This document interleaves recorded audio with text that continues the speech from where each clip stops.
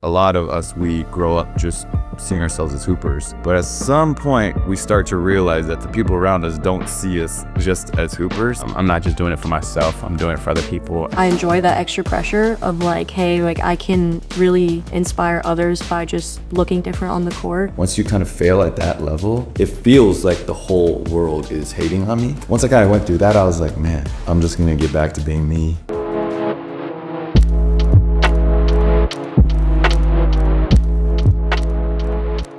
What's up, everybody? Very special episode. We're here at NextGen Camp. We have a roundtable of some of the best AAPI collegiate basketball players. We're gonna start off with the icebreaker. Everyone grab a fortune cookie. Thank you. And you can kind of just go around. Maybe you could share your name, where you played or where you're playing, and your fortune, and anything else that you want to add. Are we supposed to eat? Yeah. I don't think we should waste it. Well, my name is Myles. I play for UNLV, and I'll read my fortune, right? Okay. Your next decision will deliver unexpected happiness. My name is Ryan Agarwal. Which one fell? I'm from Dallas, Texas. I currently play for Stanford University. And mine says, have a clear sense of your priorities. My fault. My name is Talia von Oelhoffen. I played at Oregon State for 3 years, and then just graduated from USC, where I played my last year, and just signed my first professional contract to play in Puerto Rico. And mine says, be curious, be present, embrace uncertainty. I'm Jeremy, and I don't have a fortune. I didn't come with one? Play T, do you see it? Am I blind? Like, did I miss a fortune? Because I'm pretty sure I'm not even paid for it. I looked like 5 times. There was a fortune when I first got here. That was just right here. I don't know. There's no way. I just opened that the was package. probably an old one. It's all good. There's no fortune here. We'll keep it moving. That's a sign that I should stop talking. I'll pass it on. Okay, my name is Laila. I am at Syracuse University, and my fortune says, a small discovery will lead to big things. My name's Annika Shah. I just graduated from Cal Poly, and I just signed my first professional contract to play in London. And my fortune says, you're always there for a friend in need. And she is from the best city in the world. Palo Alto. Cool. Well, we're just gonna basically have a chill conversation, throw out some topics, and we'll kind of just bounce around. The first one that I wanted to ask, what was your relationship with basketball like growing up? Your personal relationship? Were your parents supportive? Did you feel like an outsider, or did you feel welcome? Any of those?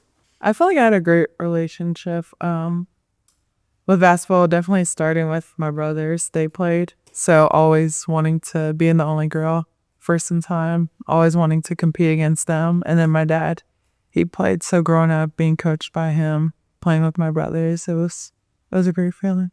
Yeah, I would say my relationship has been very rewarding. Just like seeing what it's done for me and going to school. That was like my dream school, but it's been definitely very complex because the highs are very high, the lows are very low, because you care so much about it. But growing up, parents were super, super supportive of it, which I think was like the biggest blessing growing up. And I have like a sister that played as well when I was younger. So growing up and seeing her play and the varsity guys play after her, it was just like it was always kind of like I wanted to do something like that. Very rewarding. And why was Stanford your dream school? Because it was the best. It was the best of both worlds. And I know you a Harvard grad, so like that's... No, I wanted to go to Stanford. That was Stanford and UCLA were my number one in the So Stanford was always like, before I started playing basketball, an unreachable school. Like it's just kind of that school that's like flown out there that you kind of don't really believe, because it's just such a high... I feel like when I was thinking about it, it's like Harvard as well. Like all those Ivy Leagues, it's being from Dallas, there's only like the top of your school really go there. And so figuring out a new path through athletics to get to a school like that was super, super cool. But it was my dream school, first of all, because I had gone to California before a couple of times, and obviously I let the weather. So location-wise, it was there. As you said, Palo Alto is the best It also like, you know, great. I got blessed with like a scholarship. And so being able to like kind of take that load off my parents was huge. So it just kind of all fit in. I can go next. For me, I come from a sports family, so my dad played football, my mom played basketball, and then I have 2 older sisters that are 9 and 4 years older than me. So I kind of like, ever since I can remember, I was playing every sport, but basketball is definitely always the main one. So I was just always in the gym watching their games, and then when I got to the age where I was playing games, it was just pretty much every day. It was kind of all I knew. So for me, it was never like the decision of like, I'm going to play. It's kind of just, I don't remember a time where I didn't play. But yeah, I had a great relationship with it. I loved playing every sport I played, but I kind of just always knew that basketball was what I wanted to do. For me, like I was the opposite. It was not in my family whatsoever, any type of sports. But my parents, when they were super young, when they migrated from India, they landed in Chicago, and they were super blessed to go through the Michael Jordan era, which led my dad to just love basketball. And when my parents came, like it was really traditional, and they weren't allowed to do all these extracurricular activities. But when my brother and I, you know, grew up and they had us, they worked a lot, so they had to put us into a lot of activities because they were pretty much working from 8 a.m. to 6 p.m. And so I did everything with my brother, and, you know, was super blessed that I fell in love with basketball, and, you know, got to create all these like super great connections in the Bay Area that we have at this camp too. And so it's been great. It's obviously something that is uncommon in our culture, but it's super, you know, rewarding, like Ryan was saying, to be able to write your own story. I feel like I grew up in a pretty like standard Asian household. My dad did play football growing up. He played for USC. And I felt like So how is that standard? Because like I felt like he didn't really talk to me about sports. He's messing around. I'm thinking about my dad. He did not get close to USC football. But he played football. He's actually from San Rafael. Okay. So I don't know what high school he went to, but he grew up around here, and then he ended up going to USC to play football. But I didn't grow up like in a sports family. Yeah. He was the only one that kind of played. He ended up putting me and my brother in a bunch of sports. We were pretty competitive in soccer and like football. I think basketball was just the one that stuck out the most. And but yeah, like traditional family, I feel like I just played growing up around Southern California, and that was pretty much my upbringing, really. Yeah, I connect a lot with your story in terms of like my dad came, he didn't know much about basketball, and then he saw Kareem Abdul-Jabbar, and that was like his inspiration. And I'm not joking, to this day, he'll tell me after games, like if I have a bad game or we lose or something, he'll be like, you know, if you learn the sky hook, it is unstoppable. Like you'll be unstoppable. Nobody can block it. I'm like, thanks, Dad. I appreciate it. That is hilarious. I also wanted to kind of give y'all just a chance to share about kind of your cultural identity. And so, you know, what do you identify with, I guess, and how has that, if at all, influenced kind of your career, like your journey with basketball? Culturally, I just grew up in like a Chinese household, but I don't feel like I ever thought of myself as like an Asian basketball player. I feel like when I ever got on the court, it was just me competing, like just me trying to be the best I can. And my parents, obviously, like they taught me growing up, like we don't look at color, we don't look at race or anything. But yeah, I would say I'm pretty heavy on like my Indian heritage. Both my parents immigrated from India, different sides though. So for me, it's not like a specific part of India. It's just kind of India as a whole. Growing up in my area, there was a good amount of Indians like that were kind of coming into the area. So I had some guys growing up playing that were of my descent. But as I got older and older and started playing more competitively, I kind of saw it streak out a little bit more. But I would say what I was super, grateful for was like the Dallas area was very just like uplifting of me, honing in on my Indian heritage, because originally that same things, like Myles said, like I wasn't really looking at myself like as an Indian basketball player, just more a basketball player trying to be good enough to, eventually go play college. And so it's when I kind of got older, high school, and then closer to my like college, is when I started to realize like that I had the opportunity to be like on such a platform that I could help like, inspire other Indian upcoming hoopers. And so it was only when I started getting older that I started like realizing, okay, like I have this opportunity, I should take advantage of it. But so that's why I kind of am more about like Southeast as a whole, but Indian for sure. Yeah, I think for me, my Hawaiian heritage has been something that's had a big impact on me, and just like Polynesian culture as a whole, I would say. I think family is something that's like really important in our culture, and so for me, like growing up not having a lot of like Polynesian representation in women's basketball, like I feel like I never really saw it that way because I had older sisters. So I didn't really like watch a ton of like NBA, WNBA when I was like really young, but I was always at their games, and that's kind of like who I looked up to. So for me, like I didn't really feel that lack of representation because of my family. But it's super cool to get around like younger kids or Polynesian kids, even though I'm never lived in Hawaii, so there's not a lot, but it's definitely had a huge impact on like the way I approach the community aspect of basketball. So that's been really cool. Yeah, and just kind of like what you guys were saying, just having that opportunity to really like use this platform, because growing up, my mom's Filipino, my dad's African American, so just having like kind of both sides, and of course Filipinos very family oriented and everything, so just being in touch with them and just seeing how like Asian culture is, and then my mom always preaching to my siblings and I about Asian culture and everything, and then growing up with my dad, it was always just work your butts off, like get to it. So definitely feel like being able to use this platform and being able to like inspire others. Yeah, I feel like I connect with everyone pretty similar. Like I'm 100% Indian, but I was born and raised in America. And so like, it's like even for playing for the Indian national team, because I was born and raised here, it has limited me to be able to play for, something that would mean the world to like me and my family.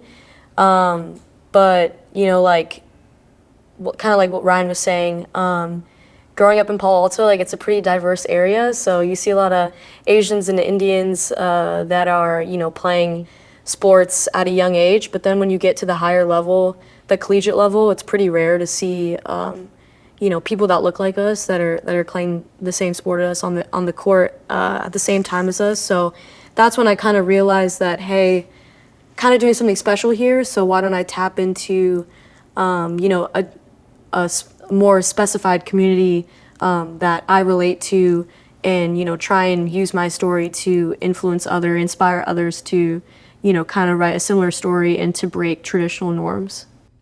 Do you all feel like you carry it's interesting because like you all mentioned it, as you get to the higher levels you'll see less people that look like us essentially, and so is that like a badge of honor? Do you wish there were more people that look like you, or are you kind of like, it's cool that I'm the only one? Does it give you a chip on your shoulder? I feel like a lot of us, we grow up just seeing ourselves as hoopers, but at some point we start to realize that the people around us don't see us just as hoopers. It's the whatever hooper, or the Asian hooper, or the AAPI hooper, or whatever it is. Is that something y'all experience, and does that give you a chip on your shoulder, or does that, how do you process that, I guess? Honestly, I can say after this experience, it's like I really kind of look at it, and it's like I wish there was more, because just thinking about how I connected with people when I went to the University of Michigan, when I went to the University of Texas, and now even just at Syracuse, it's like looking around and I wish there was more of it. So, and I feel like this experience really allowed me to like, it just opened my eyes to the fact that like the stuff that we do have in common, it's like I wish that I was able to have that like throughout my college experience. So just talking about like playing wise, I feel like it's definitely like helped me play with a little bit of a chip in college. I feel like I've always played like that, but in college it's definitely more noticeable. But I feel like the more you care, like I feel like when I step on the court, I try not to think about it like that. I try to just go out there and play the game, do whatever I need to do and win the game. I feel like when I try to think about stuff like that, it takes me a little bit out of like, I feel like I try to do too much sometimes, you know, like, so I don't know. I feel like that's the way I kind of approach it. Yeah, for sure. I would say like it's for sure. There's pros and cons to it. It really puts that chip on your shoulder. But like Layla was saying, like you wish that there were more people out there that look like you, and like you try not to think about it too much, just to put that like extra pressure on yourself. But at times I do think about it, just because again it makes you feel proud. But sometimes like I enjoy that extra pressure of like, hey, like I can really inspire others by just looking different on the court. So there's pros and cons to it, but I think, you know, obviously we'd like to see a lot more Asian athletes, AAPI athletes out on the court, but you know, it really does put a chip on our shoulder and make us want to work a lot harder to represent something greater. I think it's a benefit in a way. Like you can look at it both ways, and I think the way that I kind of try to perceive it is that we all got like a great opportunity to be one of the few, you know, with Asian descent and heritage playing the game, and naturally there's a little bit of attention that comes towards you because of that, because there's not many people like that, and having those type of, you know, extra fans and whatnot, or people like give you a little extra praise. I use that as a benefit and an advantage, because, you know, those days that aren't going the way you want it to go, you're not playing well, whatever, going and getting that extra workout or the extra shot, and there's a lot more like a, I'm not just doing it for myself, I'm doing it for other people, and that's brought to attention when you're on a high level playing it, and there's not many people like you just from the natural media and attraction towards you. So I would say like it is a little weird at times, you know, you don't see many people, but in a way I've used, it's been a benefit of me, you know, to keep my work ethic going. Yeah, I think it's interesting because like when I was playing at the collegiate level, and actually even more so right when I first became a pro, I would get into a game or whatever, and everybody thought I was a great shooter because they just assume they're like, yo, he has to be able to shoot. He probably shoots the piss out the ball, and I couldn't shoot. And I was just like, oh, this is amazing. I'm just blowing by everybody. They're like, oh, he's way faster than I thought. Meanwhile, I had a broke jump shot I couldn't do. They were all closing out like I was Steph Curry, because they just assumed that, like, oh, he's probably a great shooter. So that was pretty funny. And I definitely felt like, man, like I really felt it in the college level, especially playing on the East Coast, going to some of those like places in the Northeast, and even playing, like, I remember we would go on some road trips, and then like we were all eating at a restaurant the night before a game, and they're like, oh, you know, we all got steaks, and like, what do you want for your side? I was like, I'll take the rice. And then the waitress like, I could have guessed that. And then like all my teammates started dying laughing, because obviously nobody there is Asian. I'm walking in, I'm the only Asian. I don't even know if some of them have ever seen the Asians. And they're like, and that's when I started to realize, like, oh wow, like it actually is, like, because you don't think about it until other people think about it. And so that is definitely very interesting. But you know, and then there's people, just diehard fans, where like they're like, oh, you played such a good game today. Like, we drove like 3 hours to come watch you play. He played great. I had like 2 points. Like, I was like 1 for 8, you know? I'm like, yeah, thanks. Like, I guess so. Like, what? But it's like that level of like, they're looking at us being like, man, you are living out our dream. Like, what we wish we could do.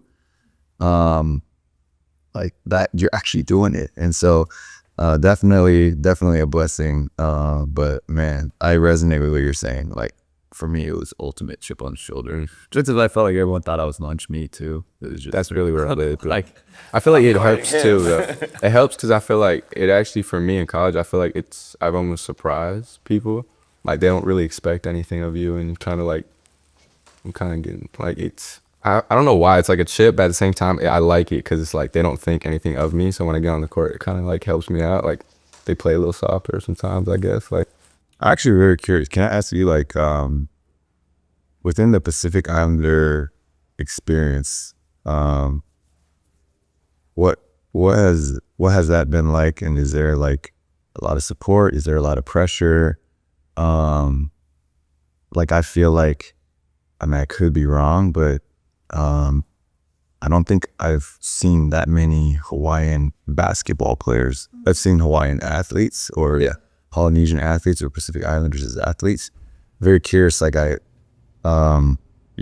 that had experience has been like. Even at like Harvard, I had some Pacific Islander friends and roommates and stuff, and they were on the football team. Yeah, I think it's a lot of football.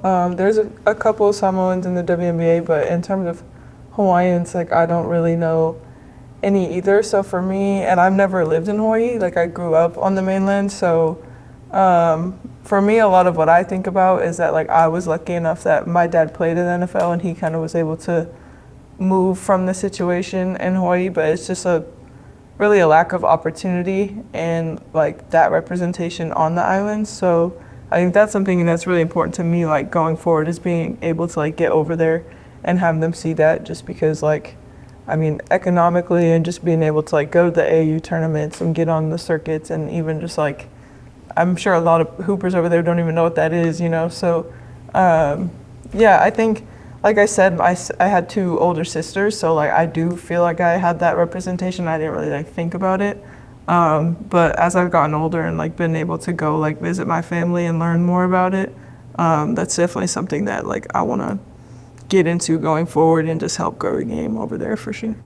Well, that's awesome. When you felt like when your stock started really rising, when you made it to the league and stuff, like how'd you deal with all the temptations outside of basketball that came with all the fame, like, you know, money wise, woman wise, just like anything that could have drawn you away from the basketball itself, and like any realization you had?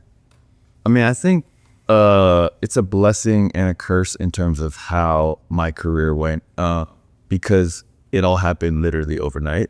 So the reality is, then I close off to the rest of the world because so much stuff is happening. I mean, I have so many stories of people that I trusted, people that I cared a lot about, and then that like they kind of broke that trust in whatever it was, trying to, you know, make money off of me, or trying to get a piece of whatever, or trying to overstate stuff, or just really just, you know, all of that. So I closed off, and by doing that, that's not an ideal situation, but it did make me closer with that inner circle. And so there was less, I was just like less out there. Did I make mistakes? For sure. I made many mistakes. I did things I regret, and there's always going to be temptation. But generally speaking, I would say like having the right people around you is so important, because if they're able to speak into your life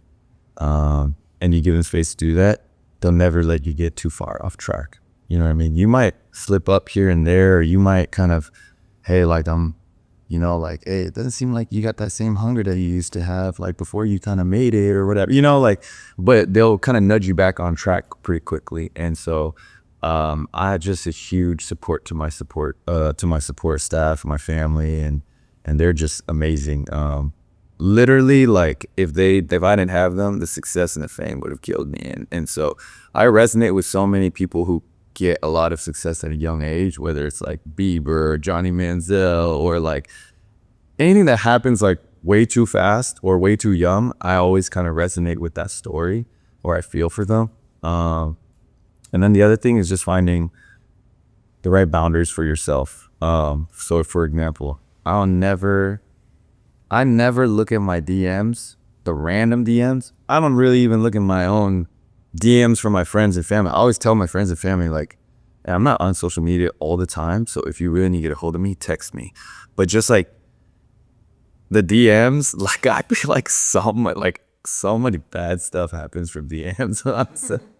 But I'm also saying like there's a lot of good, and you get connected with people. So I'm not saying that that's the rule for everybody. Like everybody's boundary or everybody's form of balance looks different. But that is something for me that I've been just like, I'm never going to really get into that or touch that, because there's too much, you know, stuff in there. But yeah, I mean, how has that been for you? Or like, what's the, like, I guess like, why are you asking that? Not that it's a bad question, but I'm just kind of curious, like what your experience has been and things. Yeah, I mean, my experiences have not been anything like what it was fight, you know, it was only listening, nothing like that at all. I was just curious, because I've seen a lot of young players that get drafted, and even people that I used to play with in high school that were expected to go big and have kind of gone off the wrong track. And now there's a lot of money at younger ages. It's not like you're just making money in the league. You're making a lot of money in college now and even in high school for some players. So I was just curious because there's a lot of money, especially for all of us right now, circulating like college hoops. And so it's really easy to be tempted to do like, you know, maybe the wrong things with that money or have agents that are trying to pull you one way or the other.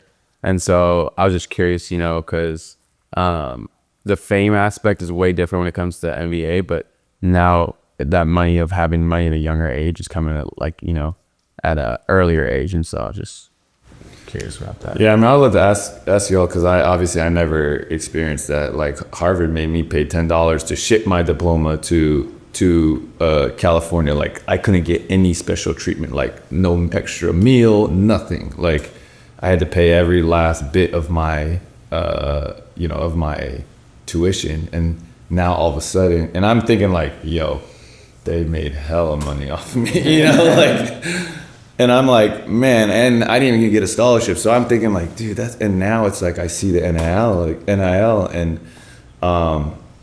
what are your all's thoughts on it? Like, do you like it? Do you not like it? Or I'm sure it's like, you'll probably like some of it, and maybe some of the other stuff is a little bit hard. Like how have y'all navigated that, or what's the experience been like? Because I have zero experience with it, but very curious. Yeah, I think when it like first came into play, like NIL being able to, like, because you watch like the Johnny Manziel documentaries, like all of that, where it's like they're like you said, making a lot of money off you selling your jersey, and you don't see it like a dime of it. Like at first I thought it was a really good thing, and I think it still is, being able to make money for yourself, but I do personally think it's gotten out of control just because there's no regulation, and it's just kind of becoming professional sports at this point, or it's headed in that direction. And I think that like college, like the joy of like college teams, it's like the fans like went to that school, and it's more of like a community, a camaraderie, and now it's kind of just like free agency, and it's become a lot about money. So that's why I think it was a great question, because I think we're just going to see more and more like money involved. So I don't really know what the answer is, but I think there's a lot of good that's come from it, but I also think there needs to be better ways to regulate it for sure. It's kind of you think it's taking away a little bit from the purity of it and stuff too. Yeah. Yeah, I feel that, because the college experience is so pure. At least when I was playing, I was like, man, like, it's beautiful. But then you get to the pros, everybody has sponsorships, contract years, different things, and it's a whole different ball game. But yeah, how about everybody else? What's the experience been like with NIL? How many years has NIL been around? Like how old the last were you? Two years. It's 4. This is my 5th year, and I would say, yeah, like it was end of freshman year. This summer going into my freshman year was when the bill got passed. And did NIL also coincide with the transfer? Because when you used to transfer, you had to sit out a year, right? See, now that messed everything up. Yeah. That's what That messed everything. My freshman year, I didn't cons play with like it. halfway through the year because of that. There was like a 2-time transfer my freshman year, and I started like 16 games, and then they had a point guard that transferred in from Florida, but he was a 2-time transfer. He was sitting out, and then halfway through the year, NCAA like passed that rule where like they were like 2-time transfers, you're good now. Like you can transfer however many times you want. So he was immediately eligible, and I just didn't start again. So what's to stop me from like transferring? I want to go to school C. I'm gonna just transfer to B and then transfer to C. See, right now, that's the thing that's kind of weird is like there's no regulation right now that's stopping somebody from doing that. Like really, like kids are like the kid that transferred back, he went to that school and transferred away and transferred back. Because so it was like We can just get one. Free one. And I agree. And I'm on my 3rd school already. I agree. I think he shouldn't. I think it's all messed up. And the NIL stuff, there's pros and cons to it. I feel like they're trying to like get it together because now we're all on contracts. And when I tell you, after speaking with some of my friends at other schools too, coaches are treating it like you're on a contract. If you show up late, you have to pay. So it's like it's like that's, you have to pay. And they're starting to treat it like you're at the pro level. I think everyone's priorities are like not straight anymore because of it. And you're starting to see it from like parents too of those recruits that are coming in.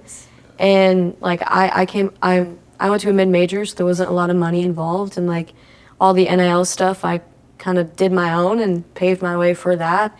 But like just seeing it through a lot of recruits, and like genuinely sometimes the first question that a lot of these recruits or families are going to ask is about money. And you're like, you haven't even proved a single thing on the court yet, and you're asking about money, and you're not even thinking about maybe how like influential a degree might be, or you know how the right fit for a player like we were talking about before. So I think it's obviously, I think it's a good thing in some ways, but it's gone out of hand like we were all saying, and so everyone's priorities are kind of just all over the place. Yeah, I just think it gets so tricky, like what you were saying about like you should always go to like where it's the best fit. I think sometimes like you have people that come from like really bad situations, or that like I had friends at Oregon State that sent their stipends to their family and things like that. So it's like when you bring like 18-year-old kids like that whose families don't have money, and then it's like, yeah, you really love this sport and you want to be on a great fit and the best coach and whatever, but it's also like there's a whole other side of it of like, True. But sometimes you got to make that money. So I don't know, it's a really tough thing. It is. And my question is like, how are you supposed to give like an 18-year-old going into college, give them a contract of like $200,000 and then just sit there and like, what are they supposed to do? They're looking at that like, oh, they just offered me 200, they just offered me 250. Like it makes you just blind to the fact of like what you're truly going to college for. It's a mess. I have a random question, but it's totally a different topic. Who's your favorite teammate you've ever had and why? It's hard to only choose one, but I'll talk about maybe a couple and why they stood out to me. One of them is Kemba Walker. Kemba, like, every day when he said hi to you, it made you feel like you hadn't seen him in a year. Like, James. Like, and then like, or in the game or whatever, you hit big shots, and he's just like, the way that he rooted for his homies, it was like, it made you feel so special. And I was just like, dude, this is our superstar. This is our all-star. And he says what's up to that. He says what's up and celebrates in these moments with everybody. And he says what's up to non-players the same way too. And it was just like, man, like, I never thought something so small, like look at somebody in the eye, give him a dap and a hug, but just doing that consistently, And I was just like, man, does this guy have bad days? Like, does he have bad days? But it just seems like he's genuinely excited to see me and see everybody else every day. And that was super refreshing for me. That's just one example. It's not just because he says hi in a really cool way. It's like he's just a tremendous human being. Yeah. But that's just one small example where I'm just like, man, like I'll go to battle with you any day of the week. Because like you feel like I feel like there's a stigma in basketball. And I don't know if it's more men's basketball or basketball altogether, but just like, no, you can't be nice, or like don't be too nice, or like you have to have this like facade. But like the thing I loved about him and Steph and some of these guys is like they're the nicest guys on the, off the court. But when they get on court, it's like they turn into, they're killers.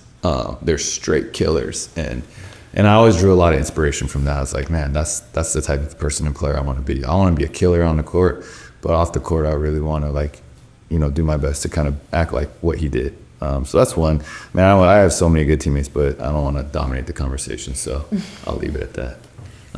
I was gonna say, like, who do you feel had the best like workout practice routine, was like always in there, just on top of his routine, with whether it's treatments or just workout and everything that you learned a lot from? I would go back to Norman Powell. Norman Powell, when I was in Toronto, he worked so hard. And when you see somebody work that hard, let's say like I'm competing for, I wish I wasn't, like, let's say I was competing with him for his like for the same playing time. Like he worked so hard that I was just like, man, I'm rooting for you. You know what I mean? Like he worked that hard. I was like, I want to see you succeed. Like I'm your teammate for sure, but how you go after it, how you get after it, like every single, like it doesn't matter. Like even in the shoot around, which was optional, it's just he's in there and his workouts are not like he's really getting after it. And so I'm not surprised at his success, but he's somebody that really stuck out. And then, he has his whole slogan is understand the grind, and he is absolutely he lives out what he says. So that's one guy that definitely comes out. Like it's hard because the superstars, they play such heavy minutes, so it's also not fair. You know what I mean? Like Norman Powell at that time, being like the 6th, 7th, 8th man, like he could do things that a starter who was playing 35 minutes wouldn't be able to do. Yeah. So it's not the whole story, but man, he worked so hard, and a lot of these superstars, they work so hard, but just at different moments in the year. Okay. Yeah, I was just gonna ask how, like, in the ups and downs of your career, like emotionally or just like anything you were going through, like from the run and then after, how do you manage to keep like your approach to the game and like the work that you put in consistent and like maintain that through, the highs and the lows? I grew up very similar background to many of you all, so it was easy to surprise people because nobody ever expected anything of me. So in the underdog position, I was super comfortable. Like I come in, I'm an underdog. It's cool. Like everyone's gonna walk away being amazed. It is so much harder. So it is so much harder that once you do make it or you do have that prestige or whatever, and people are expecting a lot from you. Like I had the extremes. I had people expecting nothing from me. Then I signed with Golden State, and all of a sudden I have like millions of fans who are like, yeah, Jeremy Lin, like, and I'm like, what? And so I couldn't handle it. I had no idea how to be in that position. And I don't even, like, my English is not great here. I'm like, what's the opposite of an underdog? An overdog? I don't even know. But that's why I respect LeBron so much. Like these players who are highly touted and live up to it year after year, I'm like, that's different. Because you see a lot of these, like so many players who are really good in high school or in middle school or whatever, and they have these crazy highlight tapes. The majority of them don't pan out because there's too much hype too early. And so for me, just wrestling with that and getting to a place where once you do kind of get to the mountaintop, how do you not try to hold on to it, right? Because that's what I did, and that's why I struggled, is like, man, I wanted so long just to make it and climb that mountain, and then I climbed it, and I just held on to it to try to be able to stay on top of the mountain. And the more I held on to it, the worse I played, and the more I wasn't able to be there. And then I just kind of came back to, man, I've kind of lived through it. I'm still alive. It's what Graham was saying, like once you kind of fail at that level where like I am literally on my social media, and every second in the time that I refresh, there's 10 more hate things, and then I refresh again, there's 10 more. It's like that level, that it's like, it feels like the whole world is hating on me. Once I kind of went through that, I was like, man, I'm just gonna get back to being me. And so I always say never get too high, never get too low, but just be in the present. And I'm not worried about any consequence. I'm not worried about what happened in the past. And that's something that I have to remind myself all the time. But that's really, it really is just about immersing yourself in the present, and staying there. So yeah, and then I think just finding joy outside of what people say. You might have seen, I went through a crazy phase where I had all these different hairstyles, and people thought people didn't understand why I was doing that. But there was one game where I had a double ponytail. Like I had a little ponytail like this, and then I had a little one like this, and I knew I was gonna get made fun of, but it was going through that phase doing different hairstyles was not because I thought they looked good, they looked horrible. It's because I wanted to challenge myself to say, like, you're gonna get made fun of, are you okay with it? Like, you're gonna look like a fool, are you okay with it? And so I was like, man, the double ponytail is the ultimate test. If I can get on the NBA floor with that janky little little sprout here. I look like little Pikmin, like little nasty, little sprout. And I was like, man, if I could do that and just not care, then I'm getting close to, then I'm starting to figure it out. And so just really getting rid of all that extra fluff allowed me to kind of just stay even keeled, stay in the moment, enjoy the game. And once I figured out how to free myself, back to being myself. Last couple days, we've been doing a shooting contest. The women have blasted the men both days. Oh, Myles, you're hurt, so you didn't get it. But oh, dang. But I guess Ryan, how do you feel? How do you feel about that? Because like Annika got 35 today, and none of the men got even. The top 3 women's scores beat all the men's scores. Yeah. How do you feel about that? No, there are obviously some great scores. We lifted first. We lifted first, and we had the motion, progressive motion, which, we thought was gonna be some table work, but they had us doing some activation stuff, so we got sore again. So I just want to throw that out that our workouts were second both days. Joey, wait, it was T won yesterday with the 25, and then I had 30. What'd you have today? 35. 35. It's in a row. 35 in a row. No, you just With the minute that you miss one, you got to move to that next spot, and you only get 5 spots. So you only get 5 misses. In a row. Okay. So 25 for 30, 35 for 40, and then he had 2 lifts that were Take 'em out. It altered. A lot of shorts. What's your craziest story, like, from the beat? Yeah, I was gonna say like your welcome to the league moment. Like anything it's like a that. bunch, yeah. Man, okay, so my welcome to the league moment was I was just finally on an NBA floor. I was so hyped.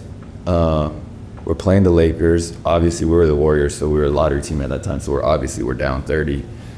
Fourth quarter, you're down 30. There's like 6 minutes left, and I'm just sitting there waiting for the ball to come in. I'm like freaking out because I was so nervous, and every time I was subbing the game, it was a standing ovation. And then Derek Fisher comes right up to me and just, this is a dead ball. The ref has not even given the ball to the player. And he just goes like this and just chucks me in the back like this. And I look back and I'm like looking at him like, he's yoked. And I'm just like, I didn't say anything. I just kind of was like, ref, give him the ball, like, let's go. And then, I've had so many crazy stories. Most of them can't go on camera, but there is one where I was just like, when we were playing the Miami Heat, like this is like Chris Bosh, Dwayne Wade, LeBron James, Miami.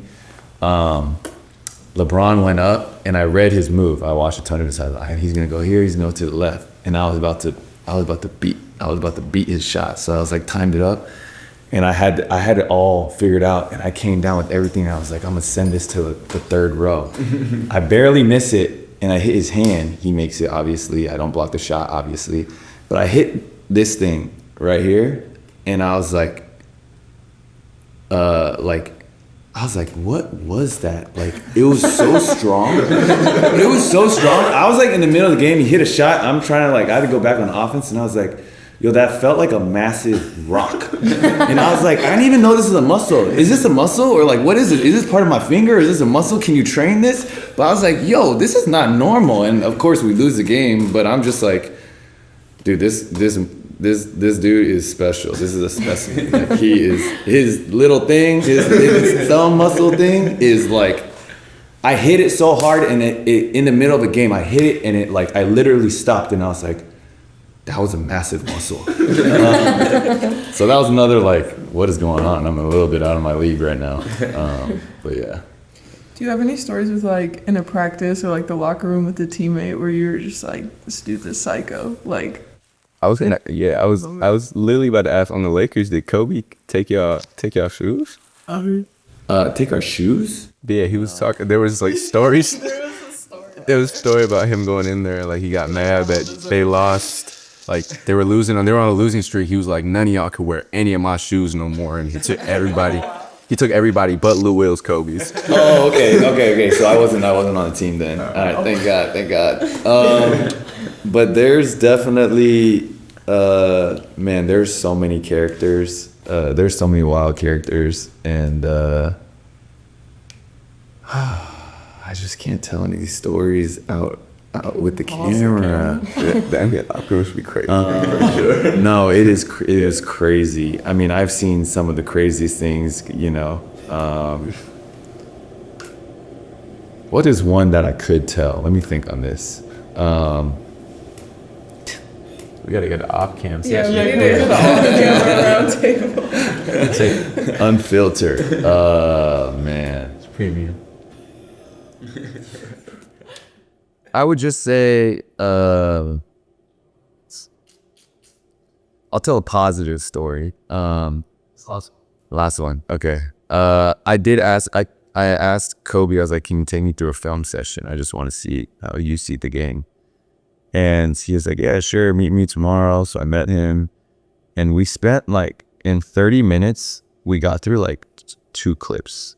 And I was like, bro, is this for real? But he was like, every single detail was like hyper focused. And he's like, look, so I'm getting here, right? He's a little bit high. I'm reading his feet. So I split.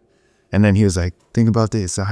If you split, what's the defender gonna do? I was like, he's probably gonna go for the ball. He's like, so I split and I grabbed the defender's hand at the same time so he can't get it, but I also push his momentum backward so I can split it and go. And I'm just like, okay, you think about this at a whole different level, but it challenged me like, oh, I need to be thinking about it at this level.